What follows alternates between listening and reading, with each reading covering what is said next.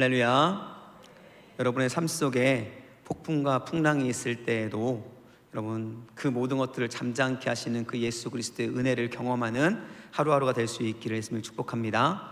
우리 옆분들에게 좀 인사할까요? 예수님께서 하기 싫으세요? 옆에 분들 보시면 다시 한번 하겠습니다. 예수님께서 당신의 고난을 잠잠케 하실 것입니다. 아멘. 네, 우리 안에는 담임 목사님께서 말씀하시는 것처럼 예수님을 믿기 때문에 고난이 없는 것이 아니라 그 고난이 있을지라도 예수님 때문에 그 고난을 이겨낼 수 있는 힘을 우리가 공급받게 되는 것입니다. 그러한 은혜와 능력들이 저와 여러분의 삶 속에 가득 채워질 수 있기를 예수님의 이름으로 간절히 축복합니다. 오늘 말씀은 매우 유명한 말씀이죠. 이 말씀은 마태복음에도 나오고요, 그리고 오늘 마가복음에도 나오는 말씀입니다. 조금 다르게 이야기 되어지지만 누가복음에도 나오는 말씀이죠. 이렇게 말씀이 각 복음서에 나온다는 것은 그만큼 중요한 의미를 담고 있다라는 것을 의미합니다. 그리고 저희들은 이 말씀을 자연, 바람, 풍랑도 다스리시는 하나님의 아들 예수 그리스도의 능력이라는 관점에서 많이 설교를 들어왔고 이해하고 있다라는 것이죠. 이 말씀을 들을 때 우리에게 탁 다가오는 말씀은 예수님께서 명령하셔서 바다를, 폭풍을 치는 풍랑 가운데 있는 바다를 잠잠하게 하셨다. 이것이 바로 예수님의 능력이고 예수님의 은혜다라는 것입니다. 그런데 오늘 이 본문이 말하는 것이 과연 그러한 말씀일까요? 단순하게 예수님께서는 하나님의 아들이시고 자연과 풍랑을 잔잔케 하시는 능력을 가지신 분이라는 것이 오늘 본문이 우리에게 전해주고 싶은 말씀일까라는 질문이죠. 우리는 말씀을 읽을 때, 말씀을 이해할 때 굉장히 중요한 한 가지를 배웠습니다. 그것은 무엇이냐면 그 말씀을 딱 띄워놓고 그것만 이해하는 것이 아니라 말씀의 전과 후 문맥을 보면서 그 문맥의 흐름 속에서 그 말씀을 이해해야 하는 것이죠. 그렇기 때문에 이 말씀은 단순하게 이 말씀, 단독적인 이 말씀을 통해서 하나님께서 이런 기적을 행하셨고 이런 기적을 행하실 수 있는 하나님, 예수님의 능력을 우리가 이해하기보다는 문맥의 앞과 뒤에 있는 내용들을 통해서 이것이 과연 이 말씀이 우리에게 전해주는 것이 무엇인가를 이해할 필요가 있다라는 것입니다. 그렇기 때문에 우리는 다시 한번 오늘 이 본문이 있기 바로 전에 있었던 내용들을 살펴볼 필요가 있습니다. 4장 1절로부터 34절까지의 말씀은 예수님께서 4가지의 비유를 우리에게 전해주는 말씀이죠. 기억하십니까? 첫 번째 비유가 뭘까요? 감사할 뿐입니다. 씨 뿌리는 자의 비유죠. 씨 뿌리는 자, 좋은 밭에도 떨어지고 길가밭에도 떨어지고, 그리고 돌짝밭, 가시밭 길에도 밭에도 떨어지는 그러한 말씀입니다. 그러한 가운데 좋은 밭에 옥토에 떨어진 그 씨만이, 그 말씀만이 바로 열매를 맺는다라는 것들을 우리에게 말씀해 주고 있습니다. 두 번째는 무슨 비유의 말씀이었죠? 등경 위에 놓여진 등불, 등경 위에 놓여진 바로 등불에 대한 이야기였습니다. 하나님의 그 복음의 말씀을 내 속에만 감추어 두는 것이 아니라 우리는 어떻게 해야 된다고요? 그 복음을 드러내야 합니다라는 거예요. 그것을 드러낼 때 가진 자에게 더 주시는 하나님의 은혜, 그 복음의 능력이 우리의 삶을 통해 나타나게 된다라는 것이었습니다. 이 말씀을 하신 뒤에 세 번째에는 바로 씨앗이 저절로 자라나는 모습들을 우리에게 비유로 보여줍니다. 하나님의 나라, 하나님의 말씀이 그렇게 된다는 것이죠. 그리고 마지막에는 겨자씨의 비유를 통해서 하나님의 나라가 세워졌을 때 하나님의 나라 가운데 일어나는 놀라운 역사를 우리에게 말씀해 주셨습니다. 예수님께서는 이 말씀을 통해서 딱 한 가지 주제를 이야기하고 있다는 사실을 우리는 알고 있습니다. 그 한 가지 주제가 무엇일까? 본문에 예수님께서 정확하게 말씀하고 계시다는 것이죠. 우리 마가복음 4장 11절 말씀을 좀 함께 찾아보겠습니다. 연속되는 말씀이니까요. 마가복음 4장, 오늘 본문의 말씀입니다. 4장 11절 말씀 함께 읽을까요? 시작. 이르시되 하나님 나라의 비밀을 너희에게는 주었으나 외인에게는 모든 것을 비유로 하나니. 마가복음 4장 26절 말씀을 함께 읽겠습니다. 또 이르시되 하나님의 나라는 사람이 씨를 땅에 뿌림과 같으니. 마가복음 4장 30절 말씀입니다. 시작. 또 이르시되 우리가 하나님의 나라를 어떻게 비교하며 또 무슨 비유로 나타낼까? 공통된 단어들이 나오고 있죠. 공통된 단어가 무엇입니까? 하나님의 나라예요. 이 말은 무슨 말이냐면 바로 예수님께서 하셨던 이 네 가지 비유는 하나의 진리를 선포하고 있다는 것입니다. 그 하나의 진리가 무엇이냐면 하나님의 나라라는 것이죠. 그리고 이 하나님의 나라에 대해서 예수님께서는 하나님의 말씀이 있는 곳이 하나님의 나라이다 라고 이야기하고 있는 것입니다. 그리고 그 하나님의 말씀이 우리의 삶 속에서 역사되어지고 하나님의 말씀이 열매 맺어지는 그곳이 하나님의 나라이다 라고 말씀하고 있는 거예요. 다른 말로 말하면 하나님의 말씀의 통치가 있는 곳, 하나님의 통치가 있는 삶이 바로 하나님의 나라다라는 것을 지금 우리들에게 이야기해주고 있다라는 것입니다. 저는 저와 여러분의 삶이 하나님의 나라의 삶이 될 수 있기를 예수님의 이름으로 축복합니다. 우리가 하나님의 나라의 삶을 살아간다는 것은 무엇일까요? 여러분 안에 하나님의 말씀이 있다라는 거예요. 그 말씀이 여러분의 삶을 지배하고 여러분의 삶 속에 그리스도의 열매들을 맺게 한다라는 것입니다. 그리고 여러분의 삶이 여러분이 주권자가 되는 것이 아니라 여러분을 통치하시는 하나님의 통치 안에서 움직인다라는 것을 의미하는 거예요.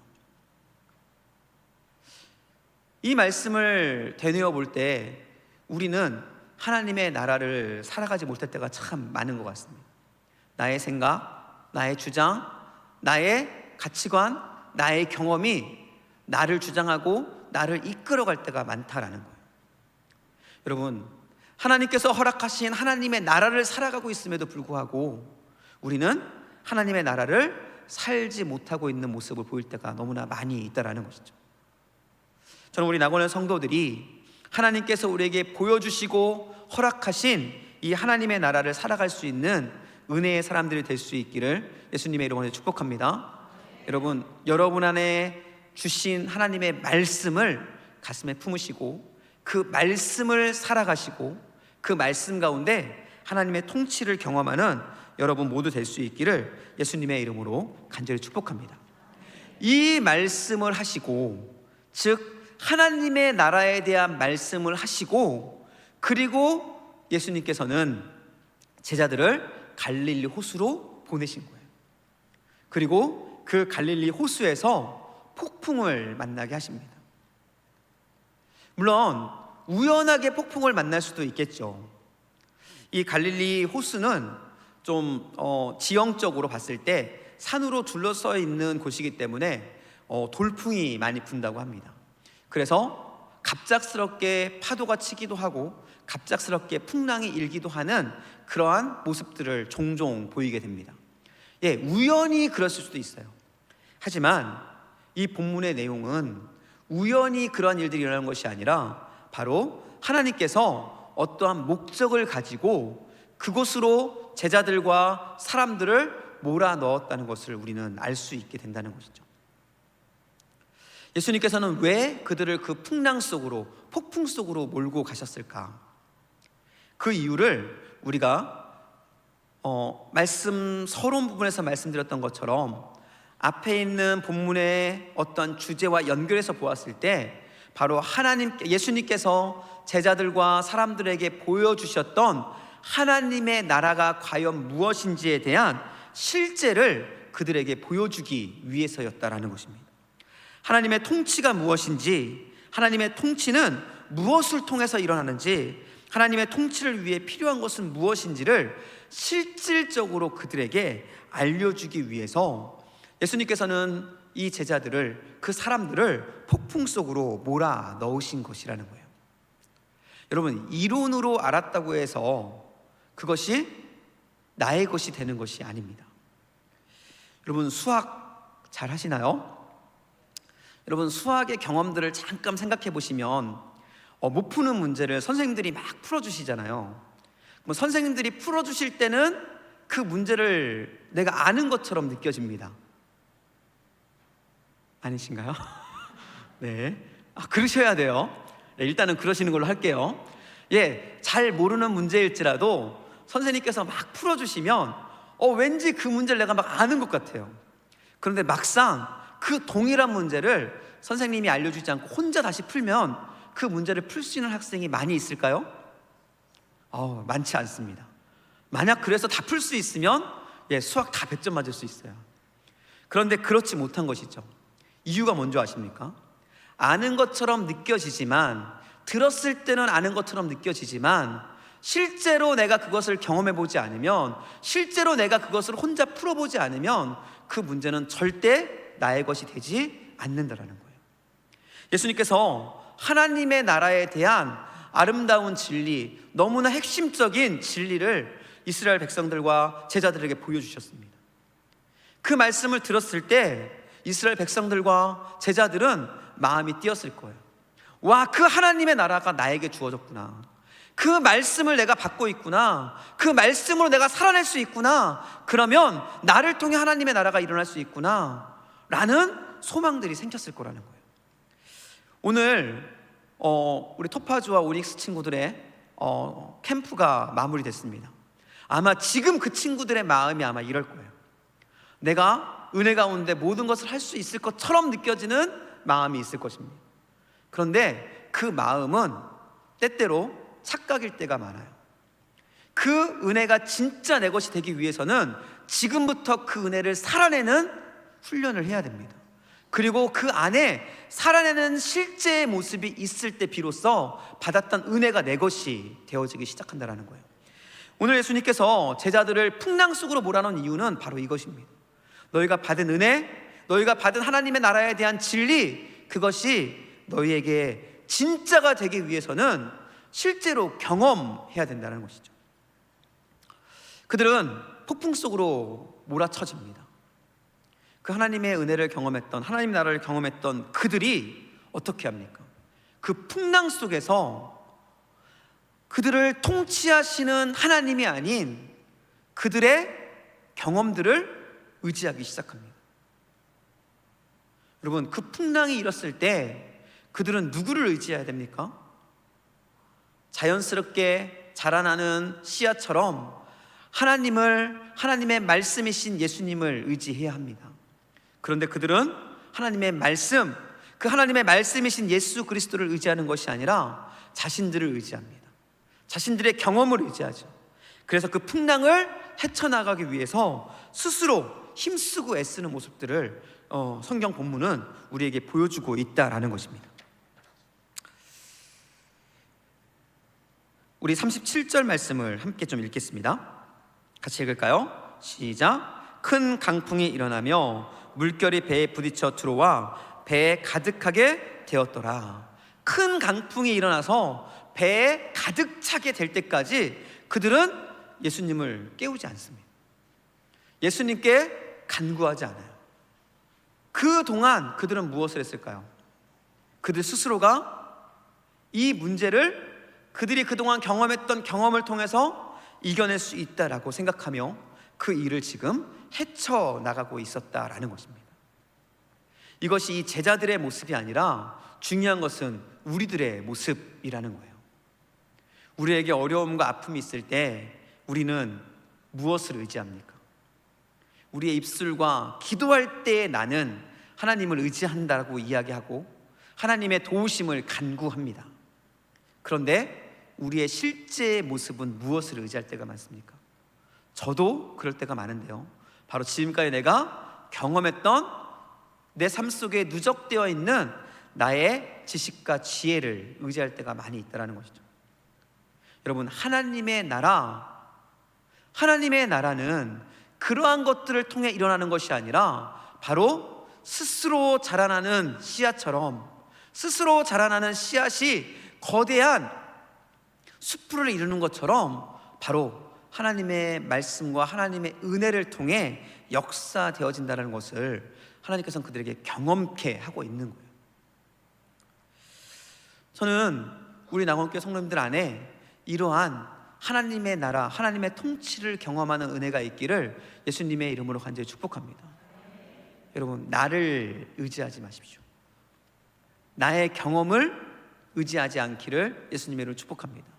우리가 의지할 것은 오직 하나님의 말씀, 오직 예수 그리스도의 은혜밖에는 없다라는 것이죠. 이렇게 그들은 배에 잠기기 시작하자 예수님을 깨웁니다.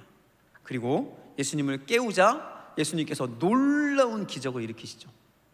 풍랑을 말씀으로 잠잠케 하십니다. 그리고 그 잠잠케 하는 모습을 보자 제자들이 고백합니다. 뭐라고 고백합니까? 함께 읽겠습니다. 41절 말씀입니다. 시작. 그들이 심히 두려워하여 서로 말하되 그가 누구이기에 바람과 바다도 순종하는가 하였더라. 여러분, 그가 누구기에, 저를 따라하겠습니다. 그가 누구기에. 여러분, 그가 누구기에 라는 이 제자들의 질문에는 어떠한 답이 숨겨져 있을까요? 그들은 이미 답을 알고 있습니다. 하나님의 나라를 선포했던 예수님, 그 예수님께서 자연과 바람과 파도를 잔잔케 하는 모습을 통해서 제자들은 예수님이 누구인지를 새삼 느끼게 된 거예요. 예수님은 바로 이 땅의 자연, 이 땅을 통치하시는 하나님의 아들, 구원자이라는 사실을 그들이 분명하게 체험적으로 느끼게 되었다는 것입니다. 그동안 그들은 많은 기적들을 보았습니다. 하지만 그 기적을 뛰어넘어서 그들이 하나님의 나라에 대해서 듣게 되고 그 하나님의 나라에 대해 듣게 됐던 그 모습을 실제로 보았을 때 그들은 예수님에 대한 그러한 모습들을 알게 된 것이죠. 그래서 그들은 고백하게 됩니다. 저가 누구기에, 정말로 저는 그리스도시요 하나님의 아들이십니다라는 고백을 그들의 입술을 통해서 다시 한번 온전하게 고백할 수 있게 되었다라는 것이죠. 여러분, 이 고백은 바로 풍랑 속에서 그들이 주어진 고백이라는 것입니다. 여러분, 여러분에게 예수님은 누구이십니까? 여러분에게는 저가 누구기에? 라는 그 질문에 어떠한 답을 가지고 계십니까? 전 여러분 안에 이 질문에 대한 분명하고 확고한 대답이 있기를 예수님의 이름으로 간절히 축복합니다. 이 대답이 있는 사람과 이 대답이 없는 사람은 너무나 큰 차이를 보일 수밖에 없습니다. 우리가 힘들고 어려울 때, 고통스러울 때, 아플 때, 그때 우리의 삶의 모습을 바꾸게 되기 때문이죠. 우리의 삶을 통해서, 그리고 성경에 나오는 인물들을 통해서 우리는 이 사실을 너무나 잘 알 수 있습니다. 우리 시편 기자인 다윗이 시편 119편 71절 말씀에 이렇게 고백합니다. 제가 PPT를 안 보냈네요. 네, 그냥 하겠습니다. 제가 읽어드릴게요. 고난당한 것이 혹시 있습니다. F5 눌러주세요. F5 한 번만 눌러주시면 감사하겠습니다. 네, 함께 읽겠습니다. 고난당한 것이 내게 유익이라 이로 말미암아 내가 주의 율례를 배우게 되었나이다. 다윗이 고백합니다. 뭐라고 고백합니까? 고난당한 것이 내게 뭐라고요? 유익이다. 왜 유익이라고 이야기합니까? 주의 율례를 배웠기 때문이다 라고 이야기를 합니다. 여러분, 이 제자들의 저가 누구이기에? 라는 이 질문이 그냥 나온 질문, 그냥 나온 대답이 아니라는 것이죠. 고난과 역경의 터널을 통과할 때 그들에게 주어진 대답이었다라는 것입니다. 저는 우리 낙원교회 성도님들 안에 이러한 고백들이, 그리고 정말로 살아계신 하나님이 우리의 삶 속에 역사하고 우리의 주권자가 되시다는 그 사실을 온전히 경험하며 고백할 수 있는 그러한 신앙의 모습들로 세워져 갈 수 있기를 예수님의 이름으로 간절히 축복합니다. 지금까지의 말씀을 통해서 우리는 고난 속에 하나님의 은혜가 주어지고 그 은혜를 통해서 하나님께 영광을 돌리는 성경에 나오는 많은 부분들의 모습들을 발견할 수 있습니다. 오늘 이 본문에서는 특별히 하나님의 나라의 관점에서 하나님이 누구이신지를 더 분명하게 보여주고 있는 것이죠. 그럼 저는 오늘 이 말씀을 읽으면서 한 가지 의문 두는 점이 있었습니다. 이것은 하나님께서 하나님의 나라를 이루어가는 과정을 보여주는 것인데요, 그 의문은 왜 예수님께서는 처음부터 일하지 않으셨을까라는 것이었어요. 여러분, 먼저 하나 질문을 드릴게요.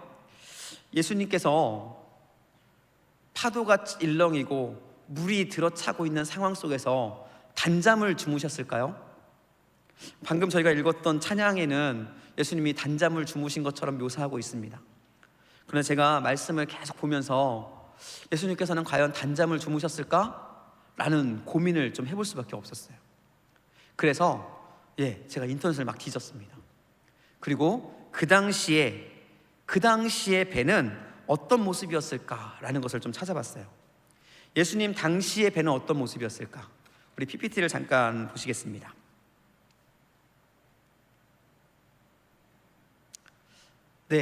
저게 당시의 배입니다. 갈릴리 호수 서쪽에 있는 이갈 알론 센터라는 곳에 보관되어 있는 배의 어떠한 모습이에요. 그러니까 온전한 배의 형태는 아니지만 그 당시에 사용되었을 것이라 추측되는 배의 어떠한 모양인 것이죠. 이 배는 1986년 많은 시간 동안 가뭄이 들었을 때 갈릴리 호수, 갈릴리 바다가 수면이 좀 낮아진 적이 있었다고 합니다. 그때에 막달라 마을 게네사렛 근처에 있는 뻘에서 2명의 청년에 의해서 발견되었다고 합니다. 저도 그냥 잘 몰라요. 그냥 그렇게 되었다라는 것을 저도 인터넷 통해 봤습니다. 그래서 그 시대에 예수님이 있었을 당시에 사용되었을 배다라고 역사학자들이 연구를 통해서 밝혀냈다라고 합니다. 그리고 저 배를 복원을 했습니다. 복원했을 때 모습이 과연 어떤 모습일까? 넘겨주세요. 이런 모습이었대요. 이제 저런 모습인 것을 여러분들이 머릿속에 두고 오늘 말씀을 다시 한번 읽을 겁니다. 이러한 모습을 여러분들이 마음에 두고 우리 다시 한번 37절 말씀을 다시 한번 읽겠습니다. 같이 읽을게요. 시작. 큰 강풍이 일어나며 물결이 배에 부딪혀 들어와 배에 가득하게 되었더라. 여러분, 저런 배에 예수님께서 타고 계시는 거예요. 38절에 보면 예수께서는 고물의 베개를 베고 누우셨다라고 이야기를 합니다. 고물은 배의 뒤편을 의미합니다. 그러니까 저기에 있는 배 뒤편에 예수님께서 누워 있는 거예요. 다시 말하면 배가 풀렁출렁할 때 파도가 일고 파도가 배로 넘어올 때 그 파도 속에 예수님께서 있었다라는 거예요. 여러분, 물을 막 뒤집어 쓰고 있었다라는 것입니다. 제가 한 교회에서 중고등부 학생들을 섬길 때 그 학생들과 제주도를 놀러 간 적이 있습니다. 그런데 제주도를 갈 때 이 목포항에서 출발을 했어요. 목포항에서 배를 타고 갔는데요, 그때가 태풍주의보가 끝나고 배가 처음 뜨는 배를 탄 거예요. 저는 잘 몰랐습니다. 그게 얼마나 위험한 건지. 어쨌든 배를 탔습니다. 근데 배를 타고 가기 전에 배고프다고 열심히 맛있는 샌드위치도 먹고 배를 타고 갔습니다. 어땠을까요? 가는 내내 정말 죽는 줄 알았습니다. 배가 일렁이는데 정말로 5바이트밖에 안 나오더라고요. 예수님은 뱃사람이 아니에요. 예수님은 목수셨고요, 그리고 땅에서 살았던 사람입니다. 물론 예수님께서 신성이 있으시기 때문에 모든 육신의 고통과 어려움을 뛰어넘을 수도 있지만 성경은 철저하게 인간이라고 말씀합니다. 그렇기 때문에 예수님도 그곳에서 편안한 잠을 주무시기는 어려웠을 거다라는 생각이 들어요. 그럼에도 불구하고 예수님은 일어나지 않았다라는 거예요. 언제까지요? 제자들이 예수님을 깨우기까지. 여러분, 왜 그랬을까요? 예수님께서 일어나지 않은 것은 의도적인 것이었다라는 거예요. 예수님께서 일어나지 않은 것은 그냥 피곤해서 잠에 취해서 일어나지 않은 것이 아니라 바로 제자들의 모습에 어떠한 부분을 보기 위해 의도적으로 일어나지 않고 주무시고 있었다라는 것이죠. 바로 이 풍랑 속에서 예수님이 누구인지를 알려주는 과정 속에 필요한 한 가지가 있었기 때문에 바로 예수님께서는 잠을 청하고 있었다라는 것입니다. 결국 이러한 속에서 본인들이 할 수 없다, 본인들이 더 이상 아무것도 할 수 없다라는 것을 느꼈을 때, 그때 비로소 제자들은 예수님께 나아갑니다. 38절이죠. 예수께서는 고물에서 베개를 베고 주무시더니 제자들이 깨우며 이르되 선생님이여 우리가 죽게 된 것을 돌보지 아니하시나이까 하니 라고 말하면서 본인들이 정말로 죽게 되었을 때, 본인들이 할 수 있는 모든 노력들을 다 하다가 이제는 더 이상 할 수 없어서 이제는 우리가 죽었구나 라는 순간이 되었을 때, 그때 예수님께 나아가 예수님을 깨우는 모습을 보여주게 된다는 것입니다. 제가 좋아하는 목사님이 한 분 계시는데요, 저희 나라 목사님은 아니고 우리나라 목사님은 아니시고요, 카일 아이덜먼이라는 목사님이세요. 그분이 쓴 책 중에 나의 끝 예수의 시작이라는 책이 있습니다. 이 책은 아주 간단합니다. 내가 끝났다고 생각하는 그곳이 예수님께서 역사하시는 시작이라는 내용을 담고 있어요.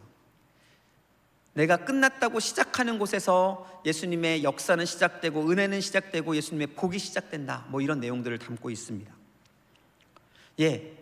오늘 본문에서 예수님께서는 하나님의 통치가 일어나기 위해 필요한 한 가지가 있는데, 그것이 무엇이냐면 바로 내가 나를 포기하는 거예요.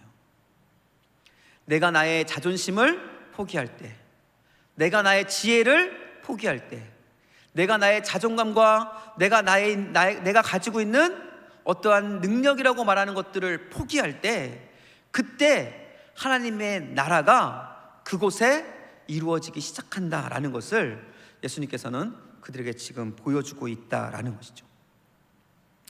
저는 이 놀라운 역사가 우리 낙원교회에 일어날 수 있게 했으면 축복합니다. 여러분, 기도할 때 하나님의 은혜가 넘칩니다. 그리고 우리가 예배할 때 하나님의 놀라운 은혜가 넘치고 있어요. 하지만 그 가운데 저는 여러분들이 한 가지 더 결단했으면 좋겠습니다. 말씀이 여러분에게 심겨지기를 원합니다. 하나님의 나라가 되기 위해서 필요한 것이죠. 그 심겨진 말씀이 여러분 안에 열매 맺어지기를 축복합니다. 하나님의 나라가 여러분 안에 열매 맺어지는 것입니다. 그리고 그러한 놀라운 열매들을 통해서 수없이 많은 새들이 깃드는 것처럼 영혼들이 여러분을 통해 구원받는 역사가 나타날 수 있기를 예수님으로 축복합니다. 이것이 우리가 이루어야 될 길이죠. 하지만 이러한 길을 이루기 위해서 하나님의 나라가 저와 여러분 속에 나타나기 위해서 필요한 한 가지가 있는데, 그것이 바로 내가 죽어지는 것, 내가 나를 내려놓는 것이라는 거예요. 저는 저희 안에, 저와 여러분 안에 정말 이러한 결단과 은혜가 있기를 했으면 축복합니다. 내가 살아있을 때, 내가 여전히 살아있을 때, 그때 하나님의 나라는 우리 가운데 이론일 뿐이에요. 우리가 죽지 않으면 하나님의 나라와 하나님의 은혜는 우리의 머리와 이론 속에만 존재하는 사건일 수밖에 없다라는 것입니다. 정말로 내가 죽어졌을 때, 정말로 내가 말씀으로 죽어지고 하나님의 언약 안에 죽어졌을 때, 그때 비로소 우리의 삶을 통해 하나님의 나라가 이루어지고 하나님의 역사, 수없이 많은 영혼이 구원되어지는 하나님의 역사가 이루어진다라는 것입니다. 지금 저희 교회가 924 새생명 축제를 지금 진행하는 가운데 있습니다. 이를 위해서 여러분 기도하고 있죠. 하나님의 일하심이 시작되는 처음이 기도입니다.